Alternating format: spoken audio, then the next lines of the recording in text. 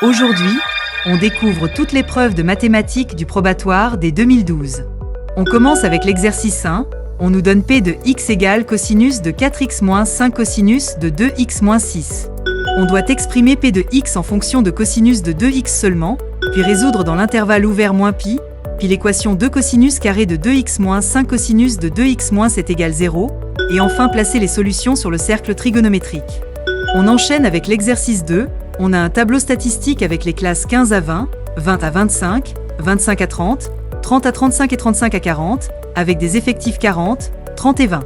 On complète le tableau avec les effectifs cumulés croissants et décroissants, on trace les deux courbes sur le même graphique, puis on déduit une valeur approchée de la médiane. On passe ensuite à la partie 1 du problème. La fonction f est définie pour tout x différent de moins 1 par f de x égale 2x carré plus 5x, le tout divisé par deux facteurs de x plus 1. On trouve son ensemble de définitions, puis on écrit f de x sous la forme à x plus b plus c sur x plus 1. On justifie qu'elle est dérivable et on calcule f' de x. On détermine les limites aux bornes de son domaine, on montre que la droite d'équation y égale x plus 3 sur 2 est une asymptote oblique, puis on dresse le tableau de variation.